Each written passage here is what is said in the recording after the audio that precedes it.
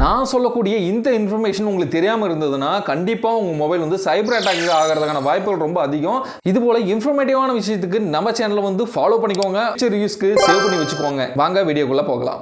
நார்மலாக வரக்கூடிய மெசேஜில் சில அட்வர்டைஸ்மெண்ட் மெசேஜும் வருது. இந்த மெசேஜ் நம்ம ஓப்பன் பண்ணி பார்க்கறது மூலிமா சைபர் அட்டாக் வந்து ஈஸியாக நம்மளுடைய அக்கௌண்ட் ஆக்சஸ் பண்ணி சில சமயம் வந்து அமௌண்ட்டும் டெபிட் ஆகிடுது. இது தடுக்கிறதுக்காக தான் நான் சொல்லக்கூடிய விஷயத்தை நீங்கள் தெரிஞ்சு வச்சுக்கிட்டீங்கன்னா இப்போ சைபர் அட்டாக்ல இருந்து கொஞ்சம் பாதுகாப்பாக இருந்துக்கலாம். அது என்ன விஷயம் அப்படின்னு பார்த்தீங்கன்னா, நமக்கு நார்மலாக மெசேஜ் வரும்போது ஒவ்வொரு மெசேஜுக்கு பின்னாடியும் லாஸ்ட் லெட்டர் வந்து பார்த்தீங்கன்னா ஐஃபன் போட்டு GPST அது மாதிரி வரும்.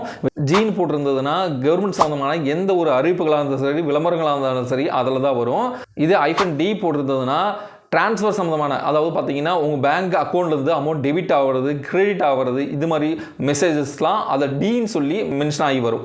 பின்னு சொல்லி வர்றது, பின்னா ப்ரொமோஷன் சொல்லக்கூடியது. அதாவது பார்த்தீங்கன்னா ட்ரேடிங் சம்மந்தமான நியூஸு, 50% ஆஃபர், இது மாதிரி அட்வர்டைஸ்மெண்ட் சம்மந்தமான சில விஷயங்கள்லாம் வரும். -S சொல்லி வர்றது வந்து சர்வீஸ் பேஸ் பண்ணி வர்றது. Flipkart, Amazon, Meesho, Blinkit and Zepto அப்படி இது மாதிரி ஆன்லைனில் சர்வீஸ் ப்ரொவைட் பண்ணுற அப்ளிகேஷன்ஸ்லேருந்து வரக்கூடிய மெசேஜஸ்லாம் உங்களுக்கு வந்து சேரும். சரி, இதெல்லாம் சேஃபா அப்படின்னு கேட்டால் கண்டிப்பாக இதெல்லாம் சேஃபு.